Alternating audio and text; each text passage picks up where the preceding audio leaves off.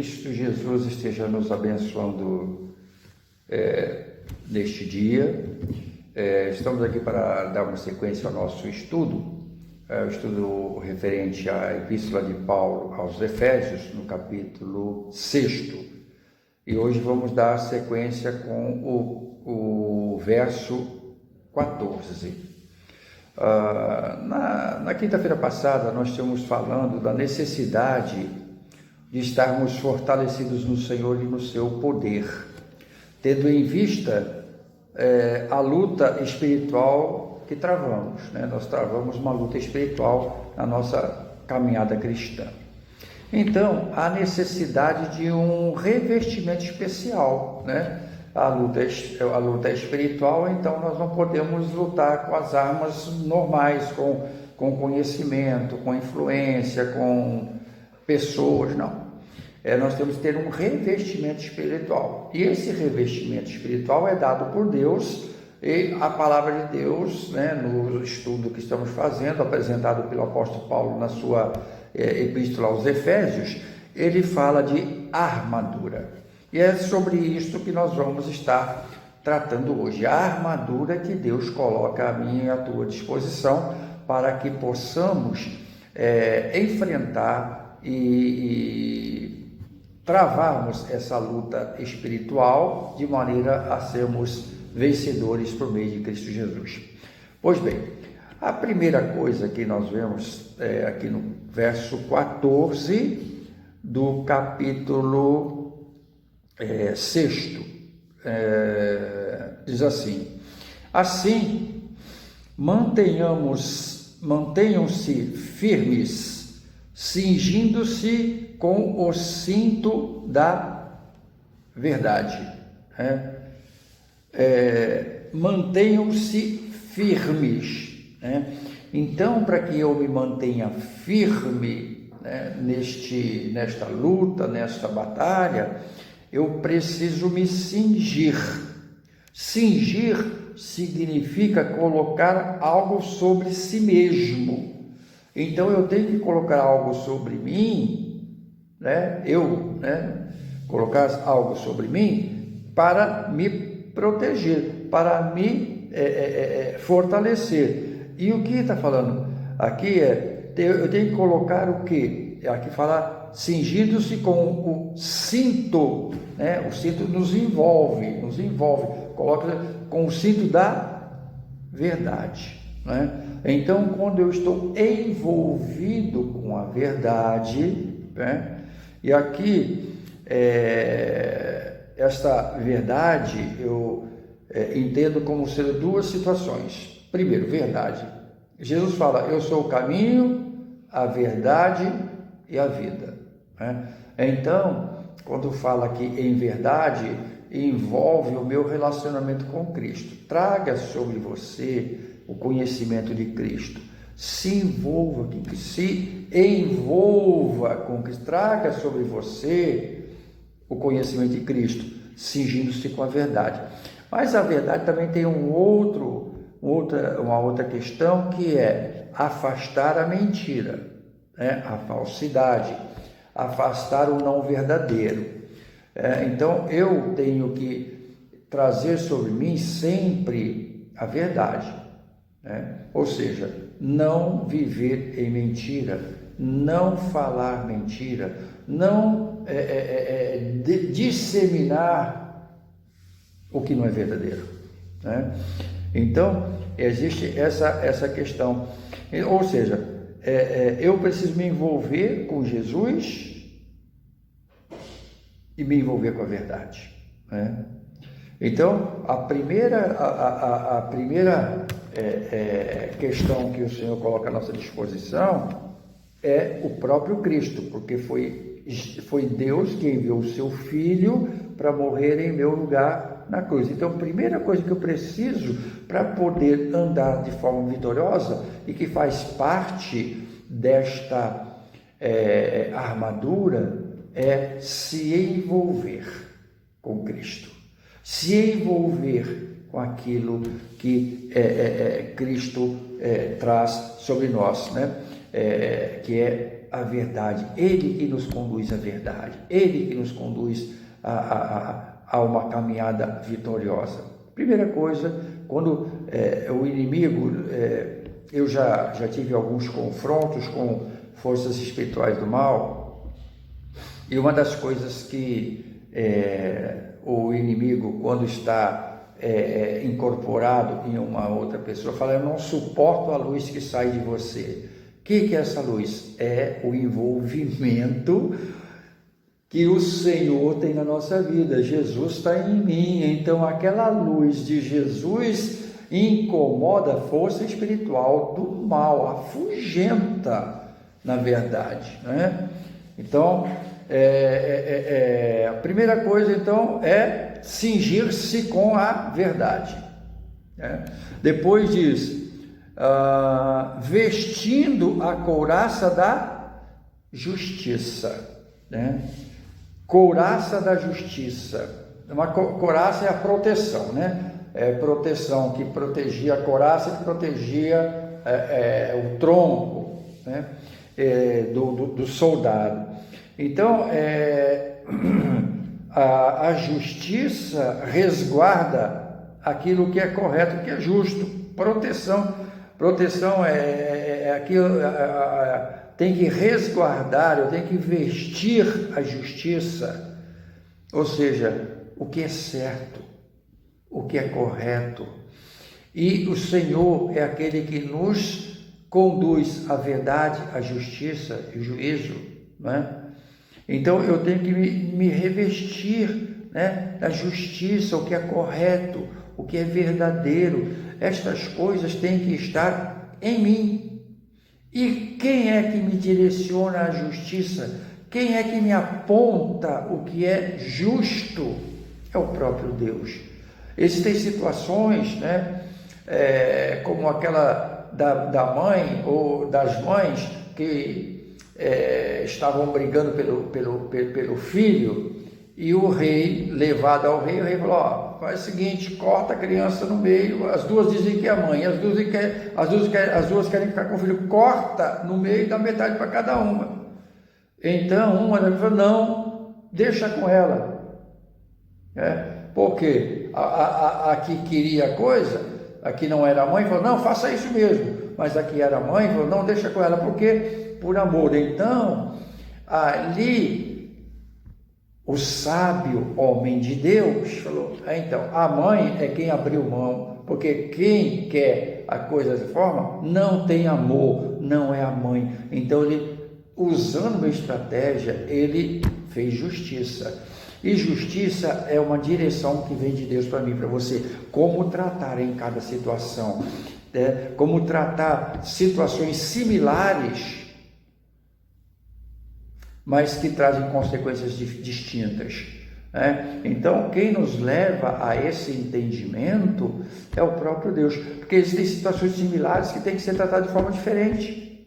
Não é porque não é uma receita de bolo, faz isso ali, não. Relacionamentos não são receitas, ou não se resolve com receitas, se resolve com a direção de Deus, da verdade, fazendo a justiça de Deus acontecer, não a nossa, que a nossa, como diz a palavra, a nossa justiça é como trapo de imundícia, ou seja, não serve para nada, a não ser para jogar fora.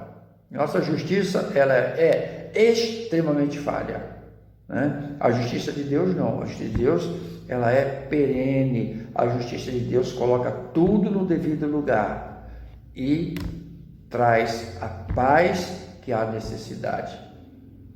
Então, aqui o texto nos fala que nós devemos vestir a couraça da justiça, né? Então, não é uma justiça humana, é uma justiça divina, né? E na justiça divina, situações distintas são tratadas de forma distintas, né? Situações porque Deus nos trata como indivíduos. Deus não nos trata como massa, como número. Cada situação é uma situação. Cada pessoa é uma pessoa. Deus trata ou nos trata como indivíduos. E nós precisamos aprender a fazer isso também, tratar pessoas como pessoas, cada indivíduo como indivíduo, e buscando sempre em Deus qual é a melhor decisão sobre cada situação, né? Vivendo a justiça que vem da parte de Deus. O texto continua e diz: e tendo os pés calçados com a preparação do Evangelho da paz, né? Os pés calçados com a preparação do Evangelho da paz. Queridos, a mensagem, né, o Evangelho da paz, ele tem que gerar paz. Por onde ando, eu levo a paz. A proteção para os pés, né, ela numa batalha era muito importante, né? Quando você dá um entorcezinho no seu pé, você não consegue caminhar direito, as coisas se dói, né? Você não consegue, você pode estar bem, mas se o seu pé tiver de alguma forma afetado, você vai se arrastar. E um soldado num campo de batalha ferido nos pés é um alvo fácil, né? Então nós precisamos tomar cuidado, porque o Evangelho, né, que é a palavra de Deus, deve estar em nós, né? E ela é que nos leva a caminhar, né? Protege a nossa caminhada, né? Vivendo o Evangelho, isso nos leva a ter uma caminhada firme, né? Não, sem aberturas, né? Uma proteção que me leva a andar de maneira firme, não titubeante, de forma a não me deixar vulnerável no meio do campo de batalha. E esse Evangelho, né, embora eu esteja numa batalha, ele deve me conduzir a levar paz às pessoas. Eu batalho contra as forças espirituais do mal, que atuam, que querem destruir famílias, que querem destruir cidades, que querem destruir o homem e a mulher, que querem destruir tudo. Eu batalho contra essas forças espirituais do mal, mas ao meu semelhante eu tenho que gerar paz no coração deles, né? Paz e segurança, mostrando essa paz e segurança que o Senhor gera nas nossas vidas. Nós não estamos brigando com pessoas, nós estamos contra pessoas. Nós, pelo contrário, nós somos a favor das pessoas. Somos a favor, nós não compactuamos com o pecado, né? Nós não compactuamos com a mentira, com o erro, com o engano, com o suborno, com a maldade, porque estas coisas são usadas pelas forças espirituais do mal para destruir o homem. Nós não compactuamos com essas coisas, nós somos contra essas coisas, mas a favor do ser humano, que o inimigo planta essas sementes nos corações. Então nós devemos levar paz às pessoas, mostrando que a família dele pode ser bênção, o emprego dele pode ser bênção, a vida dele pode estar desalinhada, mas Deus pode tornar uma vida tranquila, calma e revestida, andando em paz, né? Então, nós somos geradores de paz através do Evangelho, né, das boas novas. Então, essa é a nossa função. Nós devemos nos proteger com o Evangelho, né, para que nós consigamos caminhar em segurança, podendo pisar até em solo, né, que não é próprio, não é apropriado, solo desnivelado, solo que tem espinhos, pedras, mas estamos protegidos porque o Evangelho nos protege na nossa caminhada, né? Pois bem, o texto vai mais adiante e nos fala do escudo da fé. Além disso, usem o escudo da fé, com o qual vocês podem apagar todas as setas inflamadas do maligno, né? O escudo protegia dos dardos, né? E aqui fala dardos, flechas do inimigo. Num campo de batalha, né, naquele tempo, você que já viu algum filme épico, né, aqueles filmes antigos de guerra, os soldados, quando o outro exército jogava setas ou flechas que vinham voando, eles se juntavam, pegavam os seus escudos e ficavam atrás dos escudos. E o escudo batia a flecha no escudo e não atingia a pessoa, né? E eles ficavam protegidos até que cessassem as flechas e eles poderiam avançar. É essa a figura que Paulo está usando aqui. Quando os inimigos da nossa vida, né, as forças espirituais do mal, lançam dardos, nós podemos pegar o escudo da fé e nos proteger. Vai bater no escudo da fé e não vai nos atingir. E ele vai se aqueles dardos uma hora vai cessar. E a hora que cessar, a gente avança. Então, nós precisamos entender que haverão flechas jogadas contra a tua família. Usa fé. Vença. Serão dardos inflamados lançados sobre as suas finanças. Use o escudo da fé. Vai passar. Você avança. Haverão dardos inflamados, malignos, lançados sobre a sua profissão, sobre o seu emprego. Use o escudo da fé. Se proteja. Eles vão cessar e você avança. Então, a fé é que nos leva a entender que Deus está conosco, a crer no impossível, a crer naquilo que ninguém está vendo, mas Deus já te falou, Deus revelou, então eu tenho que crer, vai acontecer. Se Deus falou, se Deus prometeu, eu tenho que apenas aguardar o tempo de Deus, porque no tempo de Deus vai acontecer, porque é promessa, e Deus não é igual a mim que minto, né? Deus não mente, eu minto, Deus não, né? Não que eu deva mentir, né? Mas a gente acaba que, vez por outra, a gente escorrega e acaba não falando a verdade, mas Deus não é assim, Deus não é falho como homem. A nós, quando acontece isso, nos cabe confessar e abandonar, mas Deus não precisa confessar nem abandonar, porque isso não faz parte dele, né? Deus sempre está falando a verdade, né? Então, queridos, eu tenho que usar o escudo da fé para apagar todo o dado do maligno lançado sobre a minha vida, sobre a sua vida, para que nós não sejamos afetados com essas coisas. Ok, então o texto vai mais adiante e nos fala que nós devemos usar o capacete da salvação. Diz o texto: usem o escudo da fé, com o qual podem apagar todos os dados inflamados. Usem o capacete da salvação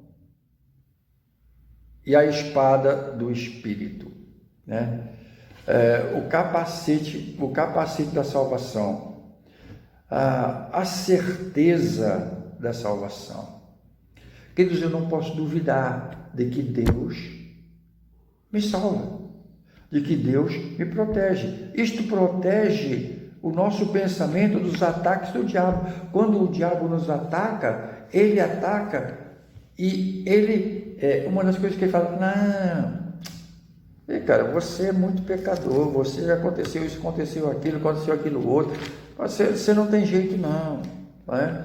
E começa a querer nos fazer entender que nós somos tão ruins que não existe esperança, né? E aí ele te sugere a ser pior do que você, fazer coisas piores do que você já fez. Porque você é ruim mesmo, então se mete no pecado, faz tudo que tiver, né? Tudo que for errado, porque você não tem jeito mesmo, né? 1 Tessalonicenses 5, verso 8 a 10, diz assim: nós, porém, que somos do dia, sejamos sóbrios, vestindo a couraça da fé e do amor e o capacete da esperança da salvação, porque Deus não nos destinou para a ira, mas para sermos a salvação por meio do nosso Senhor Jesus Cristo. Ele morreu por nós para que, quer estejamos acordados, quer dormindo, vivamos unidos a Ele. Então, o texto aqui nos fala da salvação. A salvação nos foi dada, a salvação nos foi entregue. Então, eu tenho que usar esse capacete, tenho que proteger a minha mente, né? Minha cabeça, minha mente, eu tenho que proteger dos dardos inflamados do maligno, através da consciência e da certeza daquilo que o Senhor Jesus Cristo fez por mim na cruz do Calvário. Eu não sou um derrotado, eu não sou alguém que não tem esperança, eu não sou alguém que está abandonado. O mundo não conspira contra mim. Eu sou filho de Deus, lavado e remido no sangue de Jesus. Eu posso estar passando por lutas, mas essa luta que eu estou vivendo hoje, com a armadura que Deus me dá, eu vou vencer em nome de Jesus. Eu tenho que ter essa consciência de salvação, de esperança que o Senhor coloca sobre a minha vida, sobre a sua vida. E a espada do Espírito, a espada aqui é a única arma de ataque apresentada nesses 7 elementos que o apóstolo Paulo coloca aqui. Ela serve de ataque e de defesa também. E também serve para a defesa, que eu falei. A palavra de Deus é uma arma vital, de vital importância. Sem ela, nós estaríamos alheios aos ataques do diabo e sem possibilidade de nos defender, e muito menos de contra-atacar. A espada do Espírito é a palavra, né? Sem ela, o Espírito não tem como nos conduzir. Quando você lê a palavra, o Espírito te ilumina e te dá discernimento e te dá conhecimento. E quando você estiver enfrentando uma batalha específica, o Espírito usa essa palavra para que você já leu, que está na tua mente, ele faz você lembrar, para que você não dê margem às forças espirituais do mal para destruir você, para te acertar, para te minar. Então, a espada do Espírito é vital para sabermos, primeiro, que estamos envolvidos numa guerra espiritual. Segundo, para sabermos estratégia. Terceiro, para contra-atacar. Jesus, quando foi tentado no deserto, o inimigo sempre sugeria uma coisa que tiraria de Jesus a autoridade.